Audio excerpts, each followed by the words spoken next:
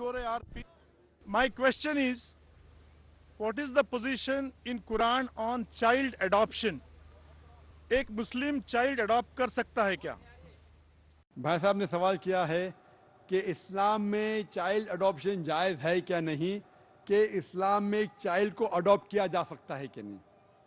अगर कोई मुसलमान अनाथ बच्चे को लेना चाहता है और उसको बाप का प्यार, माँ का प्यार देना चाहता है, बेशक अलाउड है। तो इस्लाम में अनाथ बच्चे को घर देना, माँ का प्यार, बाप का प्यार देना बिल्कुल अच्छी बात है और इसको एनकरेज किया है, लेकिन लीगल एडॉप्शन अलाउड नहीं है। लीगल एडॉप्शन का मतलब जिस तरीके से मैंने कहा कि माँ का प्यार दे सकते हैं, बाप का प्यार दे सकते हैं, लेकिन अगर नाम देगा तो झूठ हो जाएगा। तो इसी तरीके से आप कोई अनाथ को बाप का प्यार देते, बेशक जायज़ है, अच्छी बात है, एनकरेज किया गया है। माँ का प्यार दीजिए, घर में लाओ, लेकिन उसको लीगल नाम नहीं दे सकते। क्यों?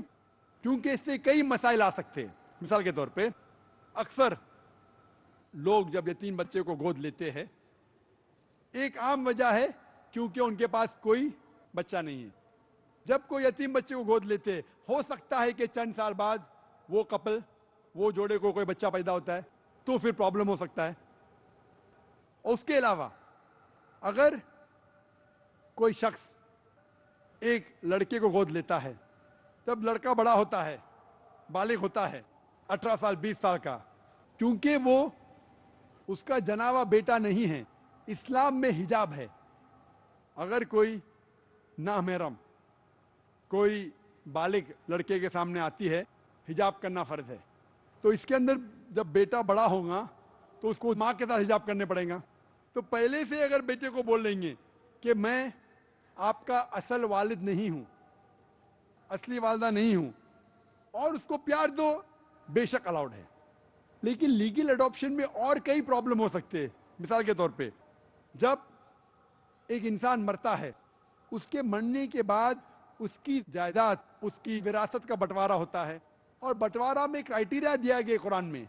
कुरान मजीद में लिखा गया सूरह निसा में सूरह नंबर 4 आयत नंबर 11 और 12 में किस तरीके से जायदाद, किस तरीके से विरासत का बंटवारा होता है। और उसमें लिखा है कि अगर एक इंसान, एक आदमी मरता है, उसकी कोई भी औलाद नहीं है, तो उसके बीवी को मिलता है 1/4 हिस्सा। अगर उसके औलाद है तो मिलता है 1/8वां हिस्सा। उसी तरीके से अगर एक औरत मरती है, अगर औरत के कोई भी बेटे बेटियां नहीं है, कोई भी औलाद नहीं है, तो शोहर को मिलता है आधा हिस्सा। अगर औलाद है तो शोहर को मिलता है 1/4 हिस्सा। तो अगर हम लीगल अडॉप्शन करते हैं तो फौरन आपके बीवी को आधा हिस्सा कम मिलेगा। तो इस्लाम में अगर आप बच्चे को गोद लेते हैं, आप गोद ले सकते हैं, लेकिन लीगल अडॉप्शन नहीं कर सकते, क्योंकि इसमें बाकी रिश्तेदार से नाइंसाफी होंगी।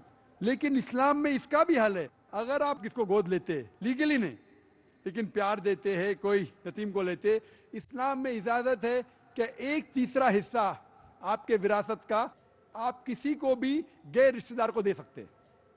तो अगर आप किसी को माँ का प्यार, बाप का प्यार देते हैं, वालिद वालदा का प्यार देते हैं, और अगर आपके विरासत में हिस्सा देना चाहते हैं, तो मैक्सिमम आप 1/3 दे सकते हैं। लेकिन विदाउट मेंशनिंग अगर आप लीगल अडॉप्शन करते हैं, तो आपके बाकी रिश्तेदार, वो कई रिश्तेदारों की जो उनको शेयर होना चाहिए वो मिल जाता है आधा। तो इसमें there is injustice done.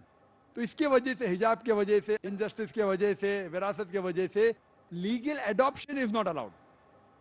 Legal गोद लेना अलाउड नहीं। लेकिन अगर आप किसी को माँ का प्यार, बाप का प्यार देना चाहते हैं, उसको घर देना चाहते हैं, तो कोई हर्ज नहीं है।